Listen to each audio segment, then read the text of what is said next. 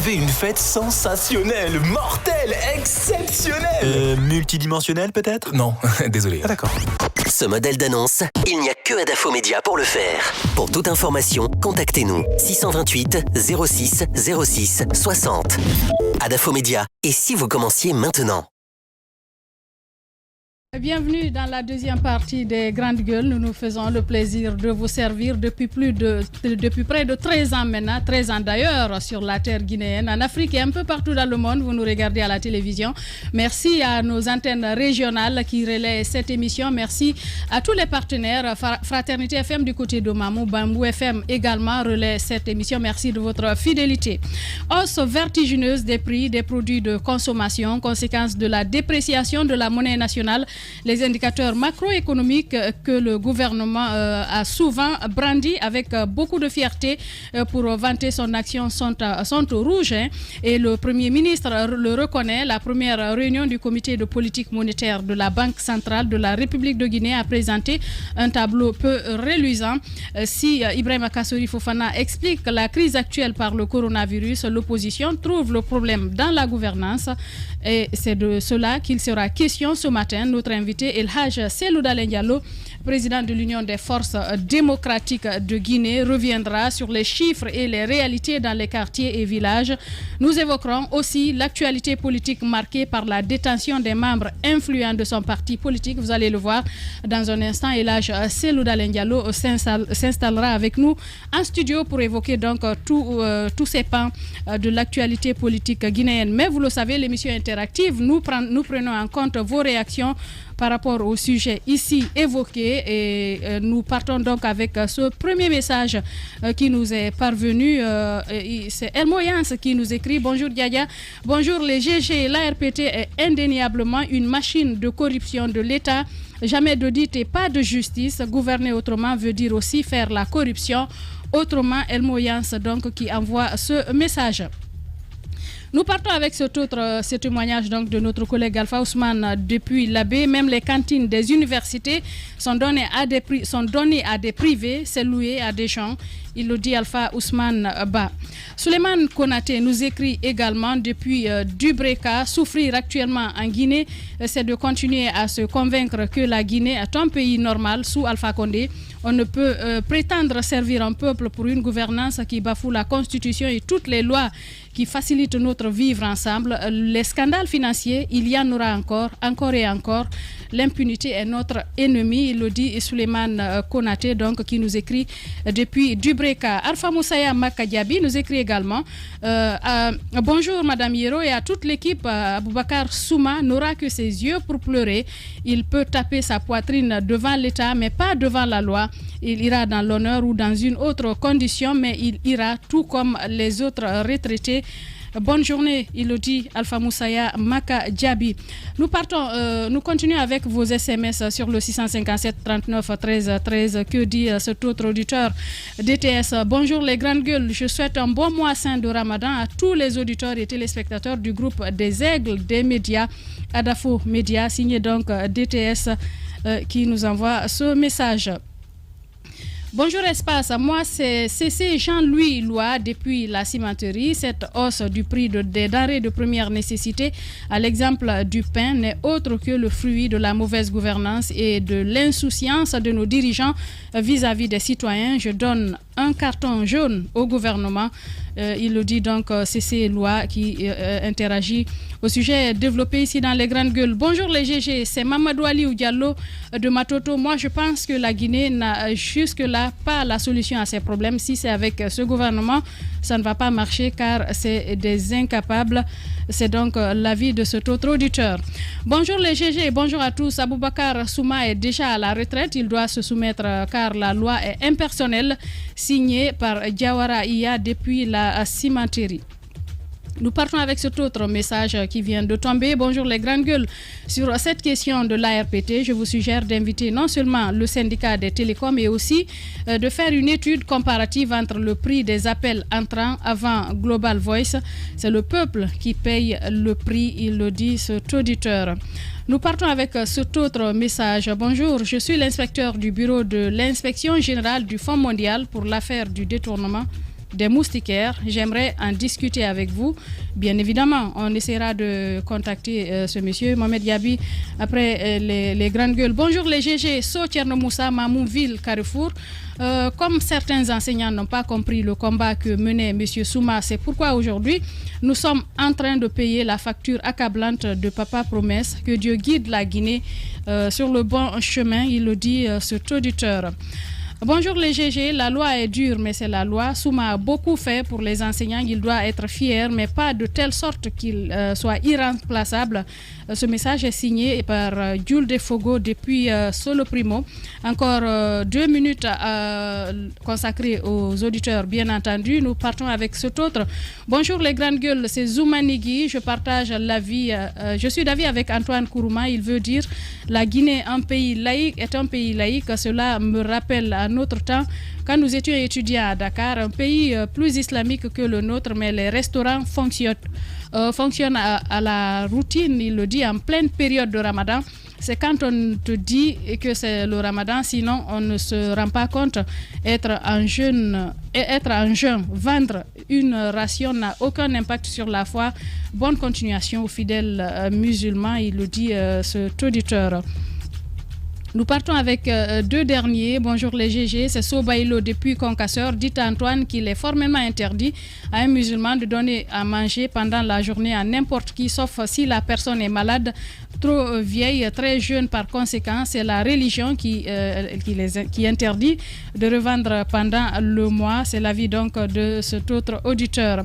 Bonjour les GG, demandez à Moussa quelle est la maman qui ne prépare pas pour son enfant pendant le mois de Ramadan. La question donc est posée à Moussa Moïse. Nous avons notre invité bien installé ici en studio. Et là, c'est Dalen Diallo. Bonjour et bienvenue. Bonjour. Bien. Alors, Moussa Moïse, nous partons avec l'actualité, bien évidemment. Bien entendu, Monsieur le Président de l'UFDG, bienvenue donc dans les grandes gueules. Nous ouvrons le bal par le volet économique.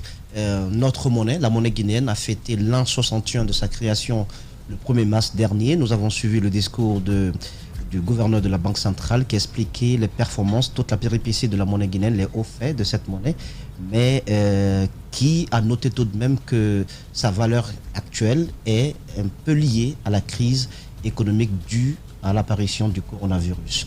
Peut-on mettre tout cela au compte de la monnaie guinéenne ou comment vous expliquez la dépréciation du franc guinéen? Bon, écoutez, d'abord vous devez savoir que l'État a beaucoup dépensé en 2020. Et on a fait souvent recours au système bancaire pour couvrir les dépenses. Il y a eu 3 élections majeures qui ont coûté beaucoup d'argent. Le combat mené par Alpha Condé pour son 3e mandat a coûté beaucoup d'argent.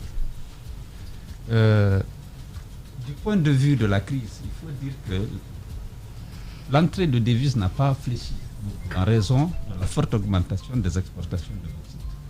Parce que, comme vous le savez, on est passé pratiquement de 15 millions de tonnes de bauxite exportées en 2015 à 80 millions de tonnes en 2020. Et avec ça, ça signifie que les devises rentrent. Mais lorsque les dépenses, ça aurait pu protéger la monnaie, puisqu'il y a une entrée, il y a une augmentation forte des exportations, au point que notre balance commerciale est devenue pour une fois excédentaire. C'est-à-dire que nous exportons plus que nous importons. Mais les dépenses exécutées au niveau de la Banque centrale et en dehors de la Banque centrale d'ailleurs, puisque, comme vous savez, la corruption existe bien dans ce pays, a fait qu'il y a eu beaucoup de monnaie injectée dans la circulation et la demande de biens importants. Vous parlez de la planche? La planche à billets, oui. Naturellement, le Trésor a fait appel non seulement à la Banque centrale, mais également aux autres banques. Bon, ça a une double conséquence. Lorsque la gestion de la monnaie commande souvent de fixer des plafonds à l'émission de la monnaie. C'est-à-dire qu'on fixe des objectifs en termes de création monétaire. Et lorsque ces objectifs sont fixés, mais lorsque l'État fait appel aux ressources des banques, c'est souvent au détriment du secteur privé. Parce que lorsqu'on on accorde beaucoup de crédits à l'État, on n'a plus d'espace pour accorder au secteur privé. Parce que c'est plafonné. On ne peut pas laisser créer indéfiniment la monnaie sans tenir compte de la capacité de faire face aux demandes d'importation.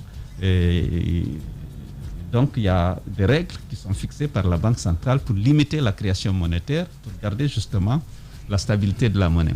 Alors, dans ces conditions, lorsqu'il y a trop de dépenses, on fait recours à la planche à billets, on fait recours aux ressources des banques, c'est-à-dire que les banques préfèrent naturellement accorder du crédit à l'État, puisque c'est garanti par la Banque centrale. Et là, il n'y a pas de risque.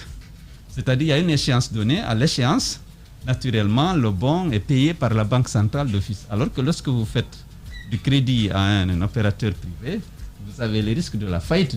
Dans un environnement où la justice est corrompue, vous n'avez pas de recours, où les infrastructures sont défaillantes, il y a beaucoup de risques à faire du crédit à des entreprises. Et surtout que lorsque vous avez la possibilité de placer les dépôts des clients sur des titres d'État qui sont garantis, naturellement, vous allez vers l'État. Les grandes gueules. Que de rémunérer vos dépôts en faisant du crédit aux Mais en n'injectant pas cet argent dans le secteur privé, c'est une économie qui reste exsangue, donc qui reste sous perfusion, puisque c'est le secteur privé qui est créateur d'emplois, et donc, malheureusement, dont le premier client, c'est l'État lui-même, et qui est mauvais payeur. Là, c'est un autre aspect. C'est-à-dire que l'État joue un rôle économique très important dans notre pays. Là, beaucoup d'entreprises ont des marchés avec l'État. Mais malheureusement, l'État est un mauvais payeur. Et certaines entreprises fragiles, lorsque vous avez un marché, vous empruntez à la banque pour exécuter votre marché et que vos factures ne sont pas payées à bonne date, vous vous retrouvez en faillite. C'est-à-dire que vous avez emprunté, mais tant que vous ne payez pas, vous avez les agios qui sont calculés et qui accroît donc, si vous voulez, votre dette, et l'État ne vous paye pas à bonne date. C'est comme ça, l'État a été à l'origine de la faillite de beaucoup d'entreprises. Les grandes gueules. Monsieur Diallo, il y a également... Est-ce que pour continuer, s'il vous plaît, est-ce que cette affaire dont vous parlez, je vais dire, l'État est un mauvais payeur, est-ce qu'une réalité propre à la Guinée ou c'est comme ça partout dans le monde? Non, c'est une réalité propre à la Guinée. Il y a des cas où les États sont en faillite, ça arrive. Mais le problème ici, à un moment donné, on sert. Et les entreprises qui doivent être payées, c'est décidé parfois, très souvent à la présidence. Parce que vous savez, Alpha concentre tous ses pouvoirs à ce niveau. Et lorsqu'il veut sanctionner un privé parce qu'il le souhaite de connivence avec l'opposition, il demande de ne pas payer ses factures. Et ainsi, il y a une accumulation d'arriérés. Lorsque vous regardez aussi aujourd'hui l'évolution des arriérés intérieurs, vous voyez que ça ne fait que augmenter. Et l'État finance aussi, ainsi, par l'accumulation d'arriérés, ses déficits budgétaires. Parce que lorsque vous avez des engagements extérieurs, vous avez des engagements intérieurs, normalement, vous devez les régler. Lorsque vous ne les réglez pas, parce que vous avez utilisé cet argent pour financer votre troisième mandat, naturellement, vous pénalisez les entreprises qui font des prestations ou qui font des fournitures à Lorsque l'État. le Premier ministre dit que nous connaissons une inflation importée, parce qu'on parle quand même d'une inflation qui tourne aujourd'hui autour de 12%, et puis, bien entendu, il cite les raisons liées au coronavirus. Vous ne pensez pas que, quelque part, le fait que nous soyons dépendants des produits de l'étranger peut expliquer à un moment donné cette hausse vertigineuse des prix? Oui, il y a une part d'importé dans l'inflation que nous connaissons. C'est évident, le transport maritime a augmenté. Certains produits ont augmenté. Mais il y a l'importation générée par la mauvaise gouvernance. Je vous donne un exemple. Regardez l'état de notre pays. Aujourd'hui, si vous voulez transporter une tonne de riz à Sigiri ou à Zérekoré, compte tenu de l'état de la route et du coût d'entretien des camions, tenant compte de la terre, le prix du transport augmente. Le prix du transport augmente parce que lorsque vous prenez aujourd'hui, je crois que la route d'ici Zérekoré, par exemple, pour transporter une tonne de riz, c'était avant que l'État, avant cette dégradation de la route, c'était 300 à 400 000 francs la tonne. Aujourd'hui, on est à plus de 500 ou à 600 000.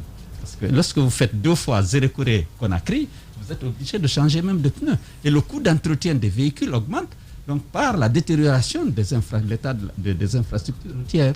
Et donc il y a une inflation qui naît de l'augmentation des coûts du fait que l'État n'a pas assumé sa responsabilité en matière d'entretien des réseaux routiers. Monsieur Diallo, il y a également... Il y a l'augmentation fantaisiste des impôts et des taxes. Et lorsqu'au niveau du cordon douanier, l'État décide, parce qu'il faut combler les déficits générés justement par le financement du troisième mandat et les autres dépenses pour l'organisation des élections. On dit maintenant, il faut augmenter les impôts et taxes. Tout le monde doit payer. Le président appelle des gens, il dit fixe, voilà les objectifs. Les gens disent, mais on ne peut pas trouver ça. Ah, soit vous rendez le tablier, soit vous mobilisez les ressources qui vous sont affectées. Alors tout cela, naturellement, contribue à se créer aussi... Est-ce que dans la situation actuelle, à leur place, vous opteriez pour les allègements fiscaux ou alors cette option qui est la leur, donc qui est celle du président, d'exiger que tout le monde paye à un moment donné face aux difficultés, soit quelque chose d'inévitable? Surtout qu'ils disent avoir pris en charge l'État, donc toute une ardoise liée donc au coût d'électricité suspendu, aux différents transports qui ont été financés par rapport à la première période du coronavirus. Écoutez, en tant que président, j'analyse d'abord le contexte. Comme je l'ai dit, nous faisons face à 3 crises. La crise sanitaire, vous savez, avec la deuxième vague, aujourd'hui, il n'y a pas d'espace dans l'étude, dans les centres de traitement, parce qu'il y a beaucoup de gens atteints. Il y a la crise sanitaire qui s'est aggravée. Il y a la crise politique, née de cette volonté de s'octroyer un troisième mandat, avec le scrutin, avec les violences que vit, les élections du 28 octobre. Il y a la crise économique, qui est d'abord en partie une conséquence de la crise sanitaire, mais aussi les conséquences de cette crise politique. Lorsque vous dites, les partenaires sont prêts à vous financer les élections. L'Union européenne a des ressources, l'OIF a des ressources. Mais comme Alpha ne veut pas qu'il fait commettre la délinquance électorale sans témoin, ils disent non, je n'ai pas besoin de votre ressources, moi je suis souverain. On finance même les dépenses normales alors qu'il y a des ressources dettes qui étaient destinées à la démocratie et à la gouvernance, aussi bien au niveau des États-Unis, de la France à travers l'OIF, que de l'Union européenne. Dis non, je ne veux pas, parce que je ne veux ni observateurs, ni assistants techniques venant de ces pays-là qui peuvent dénoncer justement la délinquance électorale à laquelle je vais me livrer pour m'octroyer ce troisième mandat. Donc ces dépenses-là auraient pu être couvertes par l'extérieur. Il dit qu'il couvre tout. Juste pour faire la chose sans témoin, pour commettre cette délinquance sans témoin. Ensuite, il y a les dépenses, les achats de conscience que vous connaissez. Il y a tout ça qui a eu lieu. Maintenant, il faut que les gens payent les impôts. Alors que la crise est là. D'abord, moi, je dis, j'aurais fait appel à l'assistance technique, à l'assistance financière extérieure, puisque les ressources étaient disponibles, quitte à avoir des observateurs et des assistants techniques pour m'aider. Avec toutes les conditionnalités. Oui, avec toutes les conditionnalités. Mais si je n'ai pas besoin de frauder, si je veux instaurer la démocratie, je veux bien bénéficier des appuis que la communauté internationale peut apporter à la Guinée pour organiser des élections libre et transparent. Puisqu'on parle d'économie et là-dessus, Diallo, rapidement, je veux vous entendre sur cette fermeture prolongée de nos frontières avec le Sénégal. Aujourd'hui, il y a beaucoup de transporteurs qui s'en plaignent. Et la deuxième question, c'est celle liée à la pauvreté dans le pays. Le gouvernement parle d'un recul de 54% en 2012 à 44% en 2020. Les chiffres seraient de la Banque mondiale, dit-on. Non, elles disent que je pense que c'est une enquête menée par l'État guinéen avec l'appui et le financement de la Banque mondiale. Ce qu'on sait, c'est que l'UNDH, la Guinée est toujours 178e, 189 pays en 2020. L'indice du développement humain. L'indice de développement humain. Donc il n'y a pas eu de progrès sur le plan du développement humain, naturellement, qui recoupe beaucoup de facteurs, y compris cette pauvreté dont vous parlez, mais qui n'est pas la seule. L'accès aux services de santé, l'accès à l'éducation, toute une série d'indices qui permettent de définir l'indice de développement humain. Donc la Guinée reste 178e sur 189 pays. Nous sommes parmi les derniers. Et parmi ces derniers aussi, nous sommes en dessous de la moyenne de ces derniers. C'est ça, c'est le rapport des Nations Unies. Maintenant, la pauvreté, les enquêtes menées par la Guinée avec le financement de la Banque mondiale dit que la pauvreté est reculée. Moi, j'ai des doutes. Je n'ai pas les détails de ces enquêtes. Vous ne doutez pas de l'expertise de la Banque mondiale à ce niveau? Non, c'est pas ça. C'est pour donner une certaine crédibilité à l'enquête, justement, que la Guinée a fait appel à cette expertise. Non, la banque, si j'ai bien compris, la Banque mondiale a accepté de financer l'équipe qui mène les enquêtes, mais qui est une équipe guinéenne. Mais vous savez, quand la Banque mondiale met 1 franc dans une telle initiative, elle veille à ce que l'objectif soit atteint. Oh, ce n'est pas toujours le cas, mais on peut supposer que c'est le cas. Okay. Mais ici, aujourd'hui, ce qu'on peut déplorer, c'est que tout le monde, le gouvernement reconnaît que la richesse n'est pas partagée. L'exportation de bauxite a produit beaucoup de richesse. Mais elle n'est pas partagée. Elle est partagée entre les membres du clan. Justement, moi je voulais poser la question par rapport à la deuxième question cette liée à la fermeture des frontières. La fermeture des frontières, oui. Alors là, c'est bien sûr, il y a une incidence aussi sur l'inflation. Il y a des produits, il y a des produits qui sont fabriqués dans les pays voisins à moindre prix que c'est importé de la Chine ou de l'Europe. Lorsque vous fermez la frontière, ces produits n'arrivent plus. Parce que dans le cadre de la CEDEAO, il y a des exonérations d'impôts pour des produits si l'origine est effectivement CEDEAO, c'est-à-dire fabriquée au Sénégal avec des composantes au CEDEAO à un certain niveau, naturellement, ces produits sont exonérés. Et que dites-vous des raisons avancées par l'État? On parle de raisons sécuritaires. Beaucoup estiment aussi que c'est lié à des raisons politiques, parce que les commerçants, pour la plupart, auraient soutenu l'UFDG dans ces élections. Surtout quand on parle de Sénégal comme base arrière de déstabilisation de la Guinée, on voit Cellou Dalein Diallo derrière toute cette machination. Est-ce que vous vous êtes senti concerné par ces propos du chef de l'État accusant directement le Sénégal? Oui, d'abord, il y a un document publié par le ministère de l'Administration du Territoire et le ministère de la Sécurité qui accuse le FNDC et le FDG d'organiser un complot. Mais pourquoi ça? C'est des accusations grotesques. Alpha Condé a en face un parti, l'UFDG, indomptable et incorruptible, dont la capacité de mobilisation, dont le poids électoral, dont la résiliation est bien connue, qui menace pour lui son pouvoir et qui gêne les candidats à la succession. Il faut lui coller un complot. Et ce rapport indique clairement qu'il y a une volonté de l'UFDG de déstabiliser le pays avec le soutien des pays de l'extérieur. Mais ils disent détenir des éléments de preuve. Attendez. On ira en profondeur sur ce dossier. On est d'abord sur le volet économique. Aucune preuve. Ils disent que c'est le jour du procès. Mais mes collaborateurs qui sont en prison. On ira, Monsieur le Président, si vous permettez. On va peut-être clôturer avec le volet économique. Le volet économique, la fermeture des frontières contribue non seulement à tuer la production nationale, mais à augmenter les prix. Parce qu'il y a des échanges. Le pays exporte vers le Sénégal. Et ce marché, lorsque vous le supprimez, et naturellement, les producteurs ne peuvent plus placer leur production et ils ne peuvent plus produire. Tous les pays cherchent à accompagner, à accroître les exportations vers les autres pays.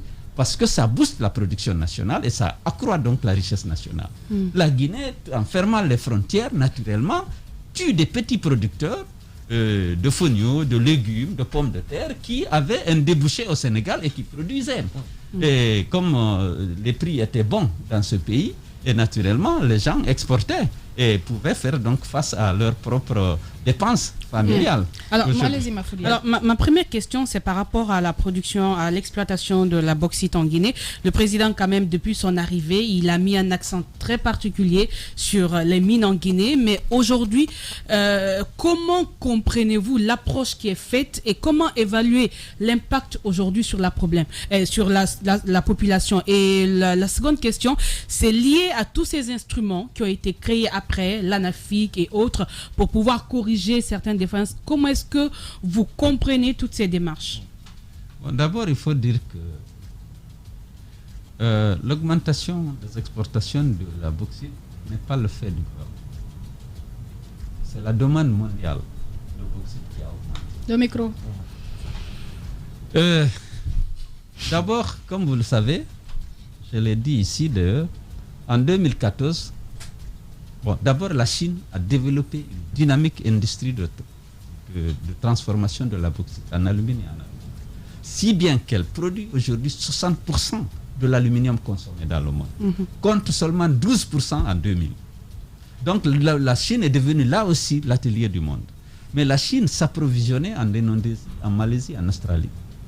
Aujourd'hui, au niveau de l'Indonésie, la qualité de la bauxite a fortement baissé et l'Indonésie a décidé de mettre fin à l'exportation de la bauxite brute, a exigé qu'elle soit transformée sur place pour avoir plus de valeur ajoutée et plus d'emplois. Pour approvisionner l'industrie chinoise, naturellement, les gens ont cherché à exploiter la bauxite guinéenne qui a un avantage, qui avait un avantage et un handicap. L'avantage, c'est la qualité de la bauxite. Le handicap, c'est l'éloignement.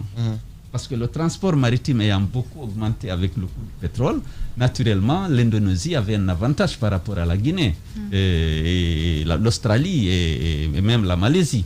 Maintenant, ces pays-là, les ressources sont épuisées.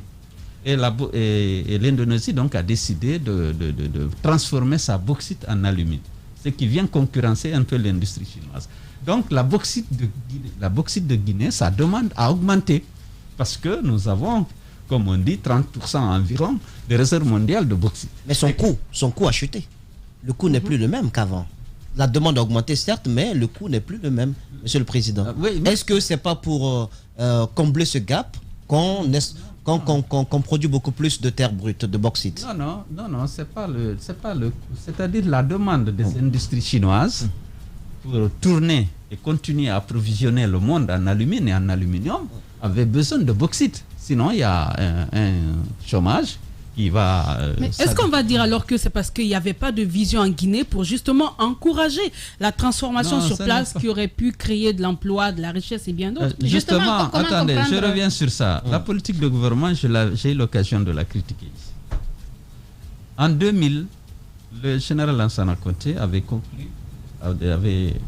signé des conventions avec les entreprises Global, Rusal et d'autres qui devaient construire des usines d'aluminium. Parce que déjà, en prévision de cette augmentation et de l'épuisement des réserves ailleurs, parce que je reviendrai sur l'affaire si vous voulez, les gens s'étaient engagés. C'est Alpha qui les a désengagés pour la construction, que ce soit Rusal ou Global. Global devait construire son usine d'aluminium ici, et c'est sur cette base qu'on a retiré sur la concession de CDG une partie pour lui octroyer, parce que lui, il s'engageait à construire immédiatement une usine d'aluminium. Ils ont préféré construire cette usine à Dubaï parce que le gouvernement d'Alpha Condé les a désengagés par rapport à cette option. Vous parlez de GAC? GAC, oui. Oui, Global Aluminium. Global Aluminium. C'était venu pour construire une usine d'elle-même. Le projet, j'étais encore à la primature. C'était très chaud, tout le monde. Lorsqu'on a retardé un peu le projet... Mais comment comprendre un tel désengagement de la Guinée, parce que c'était quand même en faveur du pays? Bon, alors il y a un contexte. C'est qu'Alpha avait misé sur le Simandou. Dans sa campagne, pour même trouver du financement, il avait vendu le Simandou avant d'être président. Donc arrivé là, il était pressé de récupérer le Simandou. Attendez. Entre-temps, comme il a tergiversé, l'ensemble des projets qui devaient être mis en œuvre, notamment au niveau du Simandou, qui aurait vraiment accru la richesse nationale et créé beaucoup d'emplois, aussi bien dans la phase d'exploitation que dans la phase de construction des infrastructures, parce que vous avez le Transguinéen, il y a le port à eau profonde, à Matakam, et tout ça. Mais après, le prix du fer, lorsqu'il a tergiversé, il a changé le code minier, le prix du fer a chuté à $60 la tonne, alors qu'il était à $180 la tonne lorsqu'il est arrivé. Si bien que les infrastructures ne pouvaient plus être financées par l'exploitation. Donc, les gens, Rio Tinto, qui s'était engagé à payer 700 millions de dollars pour stabiliser ce régime fiscal et obtenir en fait une convention définitive, il a commencé les investissements. Alpha est revenu encore sur ça pour dire non, ça c'est pas une avance, ceci, et puis en train le cours a chuté et les gens ont abandonné le projet. Heureusement, aujourd'hui pour la Guinée, le cours du fer a remonté, il est à $170 la tonne, alors qu'il était... Après, derrière le Simandou, il y avait un conflit aussi avec... non, il y avait le conflit avec Bécher. Mais pour Rio Tinto, vous savez, le bloc 3 et 4, attribué à Rio Tinto, n'avait pas de problème particulier. Sauf qu'à l'arrivée d'Alpha, il avait dit qu'il faut réviser l'ensemble des conventions, et au cours de la révision, il a obtenu que Rio Tinto paye $700 millions pour stabiliser ce régime fiscal et avoir ici la licence d'exploitation, une licence définitive. Donc ça a été fait. Maintenant, lorsque tout ça a échoué, et il s'est trouvé que c'est sous la conjonction de plusieurs facteurs. Donc les Chinois avaient besoin de la bauxite de Guinée et les gens ne voulaient pas investir ici tout de suite. Il a dit, bon, désengager l'essentiel et qu'on puisse vendre, avoir de la bauxite et faire des investissements. Donc là, il a favorisé, il a délié les entreprises comme Rusal et comme GAC de leur engagement de construire des usines. Alors par rapport à GAC, parce que nous voulons vraiment, parce que c'est une information que vous nous donnez, et est-ce qu'il y avait des conditions, selon les informations que vous avez bien entendu, des conditions que GAC proposait à la Guinée pour installer, n'est-ce pas, cette usine, ou alors le président il s'est levé comme ça pour dire bon, n'installez pas. Parce que ce qu'on a pu entendre, monsieur le président, c'est que GAC aurait renoncé donc au projet de construction de l'usine d'alumine parce que tout simplement le coût de la bauxite a considérablement chuté. Non, pas du tout. Oui. Non, pas du tout. Non, il faut rappeler que la tonne aujourd'hui à 40 euros. Voilà. Donc ça n'a pas chuté. Non, ça n'avait pas chuté du tout. Alors, GAC a préféré construire son usine à Abu Dhabi. Ça, le gouvernement, si j'étais là, je n'aurais pas accepté. On vous a donné la concession, nous avons besoin d'emplois et de valeur ajoutée. Il faut construire l'usine, même si on va créer des facilités, qu'on va augmenter les facilités qu'on vous a créées, soit sur le régime fiscal ou d'autres facilités. Mais je n'aurais pas accepté que les gens renoncent à un engagement pris, parce que c'est dans la convention de base que moi-même j'ai négocié en tant que Premier ministre, dans la convention. Rusal devait aussi produire, à partir de 2011, construire une usine d'alumine, et à partir de 2015, une usine d'aluminium. Et tout ça, il y a eu l'avenant numéro 11, l'avenant numéro 12 qui a libéré Rusal de cette obligation de construire des usines en Guinée.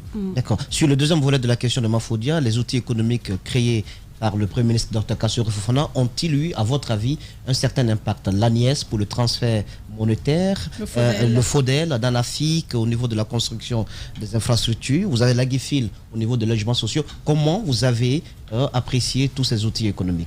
Bon, écoutez, moi je ne vois pas de traces, je ne vois pas d'amélioration des conditions de vie des citoyens guinéens, même si ça a été dit. Et en ce qui concerne les infrastructures au niveau local, je ne sais pas, ils ont refusé de mettre les conseils régionaux qui auraient pu jouer un rôle important. Les conseils régionaux, parce que n'oubliez pas que là aussi, c'est une violation de la loi. Et il faut qu'on revienne un peu sur les conflits qui opposent l'opposition au gouvernement. Parce que ça, ce n'est pas. Je souhaite on puisse en parler. C'est un des conflits. On aurait dû mettre les conseils régionaux. Mais lorsqu'ils se sont rendus compte que l'UFDG aurait pu, avec les faux résultats, puisqu'on n'a pas réussi à changer les résultats des élections locales, qu'on aurait pu 5 régions, l'opposition aurait pu 5 régions sur les 8, y compris Conakry, ils ont refusé. Ils ont dit qu'on n'installe plus les conseils régionaux, on n'installe plus les conseils de quartier, alors que c'est dans la loi. La loi dit 15 jours après l'installation du maire, on installe le conseil de quartier et le chef de quartier. Et 60 jours après l'installation des maires, on installe les conseils régionaux. Donc tout cela, s'il y avait des structures près qui auraient veillé à la planification et à la mise en œuvre des projets d'infrastructures dans les collectivités, ça aurait été Ça aurait pu lutter contre la corruption, contre le détournement des fonds. Il y a des infrastructures qui ont été créées, des petits stades ici, des petits dans les sous-préfectures, mais ça ne change pas grand-chose dans les conditions de vie des populations à la base. On va aborder d'autres points. Oui, le pan lié à cette sortie de centre. Laisse-moi. On va aborder le pan lié à la déclaration récente de Kassory devant les députés, la déclaration de politique générale du gouvernement. On a suivi un Premier ministre à l'entame de ses propos dire qu'il a tout de même réussi à restaurer l'autorité de l'État et à avoir des résultats, notamment par rapport à une évolution de la pratique démocratique en Guinée. Comment est-ce que vous avez apprécié de façon globale cette sortie de Kassory et spécifiquement sur ces deux points? Oui, vous avez suivi aussi Alpha Condé dans son interview à Jeune Afrique. Tout va bien, la démocratie avance. Ça fait partie des questions. Oui. L'armée a été réquisitionnée. Les PA ont été renforcés. On a tiré sur les manifestants pacifiques et désarmés. Pendant la lutte contre le troisième mandat avec le FND, 99 citoyens ont été abattus, dont certains ont été enterrés nuitamment en pleine forêt. Aucune enquête, on ne parle pas de ça. On parle d'état de droit, on dit que l'opposition est violente, On ne situe pas les responsabilités, il n'y a aucun effort. Oui. 51 ont été abattus sur certains qui manifestaient la victoire du FDG. Personne n'en parle. L'armée est toujours réquisitionnée. Les fiefs de l'opposition sont militarisés à outrance. Et on dit la démocratie marche, tout va bien. Même, on a changé la constitution. Par la force, par la violence. Il y a eu beaucoup de morts. Alors que le président a commis un parjure. Il avait juré par 2 fois sur la constitution qu'il allait la respecter et la faire respecter. On dit la démocratie avance, tout va bien. Même. Donc le cap fixé par le Premier ministre à l'Assemblée nationale devant la représentation nationale, pour vous, c'est juste une formalité. C'est des affirmations démagogiques. Les grandes gueules. Il salue la restauration de l'autorité de l'État, entre autres. La restauration de l'autorité de l'État, mais ce n'est pas l'autorité de l'État, c'est lorsque le gouvernement dit qu'il préfère l'ordre à la loi. Cher. C'est par la loi qu'on instaure l'ordre. On ne peut pas préférer là. Il faut réconcilier les Guinéens et les gouvernants. On ne peut pas mettre en avant l'ordre, réquisitionner l'armée, tuer les citoyens, emprisonner les cadres. Aujourd'hui, combien sont en prison? Et dire que, voilà, on a restauré l'ordre, c'est la violence. Non. Le droit de manifester est un droit constitutionnel. Nous sommes d'accord. Et le droit, et tuer un opposant est un crime qui doit être puni. Il faut qu'on revienne sur ces bases-là. Donc ça, c'était, on a restauré l'ordre. On peut restaurer l'ordre, mais en respectant la loi. La loi est faite. Mais dans cette restauration de l'ordre, quand même, la cité, elle est calme aujourd'hui. Il n'y a pas de mort. On n'entend pas parler de morts, de manifestants et autres. Oui, écoutez, lorsqu'il y a le calme, les droits des gens sont violés. Il y a plus de 400 en prison. Les militaires sont déployés dans tous les fiefs de l'opposition, notamment à l'Axe. On tire, on a tué près de 160 personnes. Oui, mais aujourd'hui, est-ce que le calme a ce prix? Non, le calme a ce prix en ôtant la vie à des citoyens et ne pas leur donner le droit à la justice. Vous pensez que ce silence, c'est juste le fruit de la peur après tout ce qui s'est passé, de la résignation aujourd'hui? Non. Alors d'abord, revenons à la question. Oui. Si l'objectif c'est d'obtenir le calme par la violence et par la mort, moi, je ne veux pas de ce calme. Non, le calme, c'est pour effectivement éviter ces morts et ces violences. Non, mais attendez. Aujourd'hui, ce calme je ne vous permets pas d'être là. Vous êtes un journaliste. Oui. Vous devez citer les responsabilités.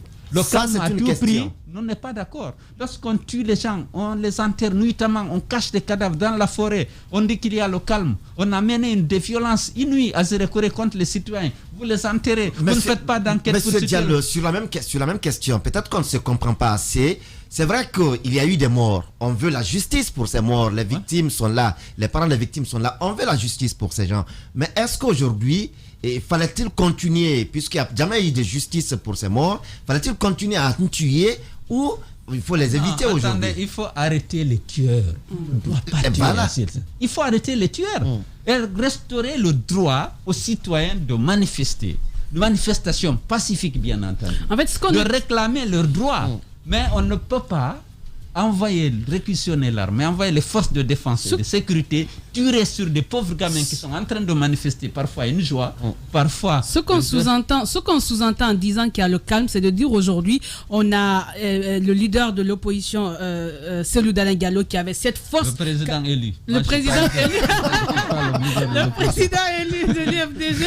Le président élu. C'est important.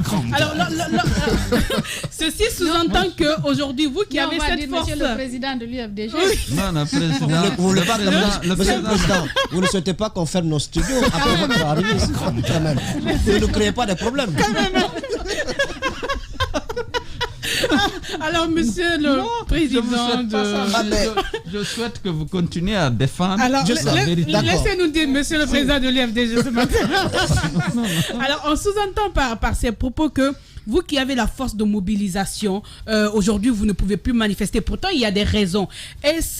Comment est-ce que vous comprenez cela? Est-ce réel aujourd'hui? Est-ce parce qu'il n'y a pas de raison de se mobiliser ou bien parce que finalement, vous-même, vous êtes dans cette situation de ne pouvoir rien faire finalement, appeler les Guinéens à sortir pour une raison ou une autre? Vous sentez-vous affaibli? Non, pas du tout. L'UFDG est plus forte. Aujourd'hui, en dehors, s'il n'y avait pas la crise sanitaire, l'FDG dépose une déclaration de manifestation sur un itinéraire, je vous assure que l'FDG peut mobiliser aujourd'hui 2 millions de personnes à Conakry. Et à l'intérieur aussi, plusieurs choses. La capacité de mobilisation du parti n'a pas bougé. Aujourd'hui, le gouvernement a un prétexte. Mais vous êtes affaibli parce que vous ne pouvez pas le faire. Non, il y a la crise sanitaire qui constitue un argument. Puis moralement, lorsqu'on veut aller sortir... Est-ce que finalement... Aux PA qui sont installés partout et puis à l'interdiction même, puisque s'il y a l'interdiction dans un contexte pour des raisons sanitaires, nous sommes obligés d'en tenir compte. Quand même, parce que faut pas, déjà, on considère qu'on envoie les enfants à la boucherie, on ne s'attaque pas aux bouchers qui ne doivent pas être dans les rues, mais dans les abattoirs, on envoie des forces de défense pour abattre, on dit non, parce qu'on évite toujours de mettre en cause l'État, alors que c'est l'État qui tue. On ne peut pas. Monsieur Dia, si on va sur ce temps, on a l'impression que la principale activité de l'opposition de l'FDG réside dans les manifestations. Parce qu'on a l'impression, en le disant ainsi, que certes l'FDG mobilise, mais c'est quoi la finalité? C'est quoi la finalité? Attendez. Parce que la restauration dont on parle de Kassori, lorsqu'il parle de PA qu'il a installé, c'était lié à un contexte. À l'époque, on se rappelle qu'il y a un militaire qui a été abattu à Bambeto, un policier à Wanidara, et c'est dans ce contexte que les PA ont été installés pour un peu diminuer ou freiner une certaine criminalité qui avait lieu sur l'axe à l'époque. C'est pour réprimer les manifestations. Vous avez parlé du militaire. Ce n'était pas une manifestation à l'époque. On avait condamné l'assassinat de militaires. Oui. Et de policiers à Wanidara aussi. Policiers, mais n'oubliez pas qu'il y a 260 citoyens qui sont comme vous et moi, qui ont été abattus parce qu'ils manifestaient. Et l'État ne parle jamais de ça. Pourquoi Alpha a toujours refusé qu'une enquête soit ouverte pour situer les responsables Les grandes gueules de ces meurtres, de ces assassinations? Lorsqu'on dit, on avance le policier et le gendarme, c'est des Guinéens qui ne devaient pas mourir. Je suis d'accord. Mais les 260 autres, l'État doit assurer leur profession et leur donner le droit à la justice. Aucun Guinéen, ils ne veulent pas ça. Aucun Guinéen ne devrait mourir. Aucun ne devrait mourir. Mais s'il meurt, il revient à l'État de donner droit à la justice à ceux qui se reprochent. Chez les grandes gueules, l'âge Silou Dalen Diallo, président de l'UFDG. Moussa Moïse, on va aborder d'autres points. Bien, je vais en placer deux. La première, c'est au sujet, nous avons suivi lorsque vous étiez allé à Tanene, au regard de la casse des bâtiments qu'il y a eu lieu, vous avez dit, je cite, même une armée d'occupation n'aurait pas fait mieux. Le Premier ministre, en s'exprimant devant la représentation nationale, est-ce qu'il n'a pas dit à peu près la même chose que vous, en reconnaissant qu'ils ne savent pas qui a donné l'ordre de casser? Ça, c'est la première question. La deuxième, le président dit qu'ils vont sortir les preuves par rapport à vos proches qui sont arrêtés. Est-ce que vous n'avez pas une certaine crainte que des éléments sonores, des éléments vidéo soient mis en avant impliquant de supposés opposants dans ces tueries qui se sont déroulées à Conakry? Je commence par cette dernière question. Allez-y. Je n'ai peur absolument de rien. Nous ne sommes pas dans ce registre. Nous avons décidé de prendre part à ces élections, malgré notre engagement au sein du FDC.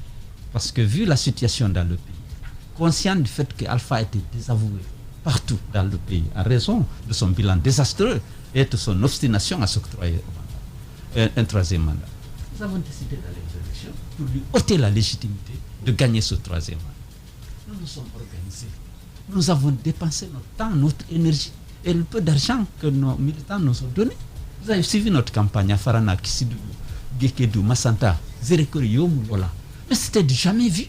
Au point qu'Alpha a été obligé de nous interdire d'aller en politique. On nous a arrêtés à bout. Nous étions que dans ce registre de gagner des élections. Il dit dans Jeune Afrique qu'on cherchait des prétextes pour le renverser par la force. Non, ce n'était pas. Nous étions dans une élection et on s'est donné les moyens d'avoir les preuves de notre victoire. On ne savait pas qu'on l'aurait eu dès le premier tour, mais on pensait qu'il y aurait. Mais on a gagné dès le premier tour. Ils ont changé tout. On a tiré notre expérience des élections locales. Parce que lorsqu'on a couvert les bureaux de vote en Basse-Guinée, ici à Conakry, où à la fin des élections, on avait tous les PV de tous les bureaux de vote, on a pu mettre en évidence notre victoire. que ce soit à Kindia, à Dubrika, à Matuto, à Dixine. Mais on a tiré les leçons de cette expérience, on a déployé des gens dans tous les PV et on a vu, puisque la CENI a refusé de donner les PV, parce qu'il dit qu'il donne qu'une seule copie du PV au meilleur. Donc on ne pouvait pas. Cela, ouais. Oui, oui. Donc on ne pouvait pas avoir tous les PV. On a cherché des moyens de capturer le PV une fois qu'il est dressé, parce qu'on sait que la fraude c'est pas pendant les élections, pendant le scrutin. C'est après, dans les centralisations. Parce que la CENI, parfois, elle donne des PV vierges, des imprimés, et même des enveloppes scellées au RPG, qui changent complètement, qui rédigent d'autres PV pour faire gagner Alpha Condé. Nous avons eu les moyens d'avoir les résultats le lundi matin. On a donné ces chiffres. 53%. Je vous donne un exemple, par exemple, pour Sigiri. Alpha a gagné 174 000 voix dans les urnes. Nous avons gagné 40 000. Parce qu'à Sigiri, il y a eu moins de bruit, mais les gens n'ont pas beaucoup voté. En Haute-Guinée, de façon générale. À la centralisation, on a dit que tous les PV doivent être déposés, c'est le secrétaire général chargé de la décentralisation. Les résultats forts, on dit que Alpha a gagné 399 000 au lieu de 174 000. Et nous, au lieu de 40 000, on a 2 000. C'était la folie. Alors qu'on a les PV qu'on a déposés à la Cour constitutionnelle, montrant qu'on a eu 40 000. Et pour tous les députés, et la preuve, les résultats donnés pour les autres candidats, les résultats de l'UFDG et ceux de la CENI sont les mêmes, tous les autres candidats, sauf Alpha et nous. Sur le deuxième volet, la question. Attendez, la deuxième, il y a quand même une contradiction à ce niveau. Parce que ces élections... Il y a quand même une contradiction à ce niveau et on l'a relevé parce que lorsque vous avez publié vos chiffres, après, vous avez accepté de vous remettre dans le processus, donc en allant vers la Cour constitutionnelle pour attaquer les résultats de la CENI. Vous avez demandé à ce qu'on annule les résultats de la Haute-Guinée. Non, ça c'était des discours politiques. On n'a pas demandé. Oui, non. On a demandé parce qu'ils ont changé les résultats. Nous avons présenté les vrais résultats pour toutes les circonscriptions, ceux qu'on avait avec les copies des PV. On n'avait pas les PV authentiques. Monsieur Seloudane Diallo, était-ce possible au lendemain des élections? C'est dans les discours politiques, lorsqu'il y a eu quelques fraudes à Kankan et tout, on a dit qu'il faut annuler. Mais on a réuni les résultats de toutes les Monsieur Dalin, Guinée. Était-ce possible? Et ça, dans les 53%, il y a les résultats de la Haute-Guinée, bien sûr. Était-ce possible à l'époque, au lendemain des élections, lundi, d'avoir sous la main tous les PV des bureaux de vote de tout le pays? On a installé un système moderne de transmission. On a installé un système moderne de transmission. Moi, j'étais à Abidjan à l'époque pour la couverture des élections. Au lendemain des élections, personne ne pouvait dire qui gagnait à l'issue du vote parce qu'il n'y avait pas eu de centralisation encore. Non, on n'a pas. La centralisation est faussée. C'est là. C'est dès que tu as un délégué au bureau de vote. Dès que le PV est dressé, jusque-là, il n'y a généralement pas de... Et jusqu'ici, vous avez fait vos propres compilations. n'a pas brandi ces éléments encore. Attendez, je t'explique. Oui. Lorsque le PV est là, lorsqu'il est dressé devant tes délégués, tu ne peux pas avoir une copie parce qu'on dit qu'on donne au RPG, qui arrive en tête et il faut qu'il aille en ville pour photographie. Nous, on a capturé le PV.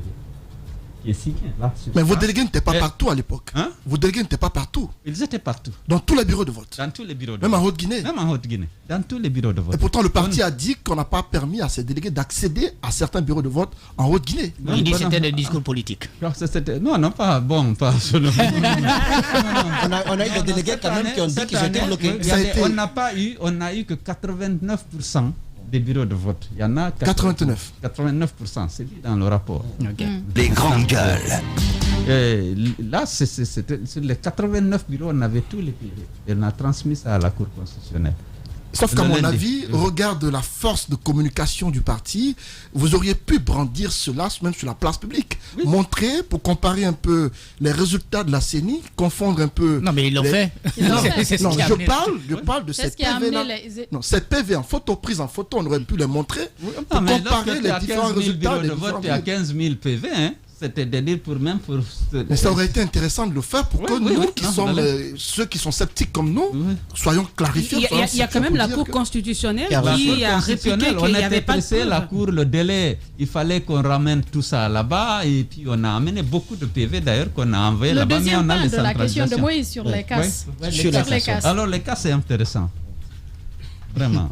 Vous, en tant que citoyen guinéen, vous avez vu... que le Conseil des ministres a fait état de ça, politique du déguerpissement. Tous les soirs, À la télé, on monte des scènes avec les camarades de la RTG. On est en train de restaurer l'autorité de l'État, de libérer les emprises de la voie publique et les emprises des zones réservées. On a fait ça, on a assumé. Moi, venant de Sanéné, j'ai vu cette destruction dans un contexte de crise où tous les États se mobilisent pour assister les entreprises et les citoyens à passer la crise. On leur dit, sans jamais faire une campagne de sensibilisation, que l'emprise de la voie, c'est 50 mètres. Donc, par rapport à la voie actuelle qui est de 7 mètres, il faut 20 mètres d'un côté, 20 mètres de côté, puisque en plus de l'emprise de la voie, il y a 1,50 m d'accotement. Ça, c'est les normes. Donc, on détruit sur 20 mètres, à gauche et à droite. Alors que l'État n'a aucun projet d'aménagement de la route ou d'élargissement de la route. Et aucun programme d'aménagement des zones libérées par le déguerpissement. Dans une période de crise, les frontières formées, les prix flambent, la production nationale s'affaisse. On assume fièrement à faire détruire les bibliothèques. Vous prenez un kiosque. Non seulement c'est lui qui l'exploite, il a 6 personnes en famille, mais c'est lui qui lui a loué le domaine, le chef de concession. Il vit presque là. Vous ne vous occupez pas de tout ça. Vous venez la veille, mettre les croix, le lendemain, vous affichez, vous envoyez les machines, les gradeurs, les buts, les pelles mécaniques, les autres matériaux. Vous détruisez avec une passion suspecte. Est-ce qu'on a affaire à des Guinéens? Bien. Donc vraiment, j'étais... Alors cet aveu, une émotion. Comment vous avez accueilli donc cet On aveu? veut dire après qu'on ne sait pas qui a donné l'ordre. Est-ce que quelqu'un peut venir dans un État où il n'y a pas d'État, faire ça des jours, assumer où était l'État, pour ne pas arrêter la main de celui qui est en train de détruire? Où était l'État? C'est une bonne question, Monsieur le Président. La prolongation, forcément. Nous revenons dans la troisième partie. Restez avec nous sur Espace TV. Salut les petits lutins, comme vous êtes mignons, je vais vous figer dans la glace. Hé, vous, ne restez pas figés comme ça. Vos glaces sont livrées en 30 minutes, c'est possible. Ce modèle d'annonce, il n'y a que Adafo Média pour le faire. Pour toute information, contactez-nous 628 06 06 60. Adafo Média. Et si vous commenciez maintenant?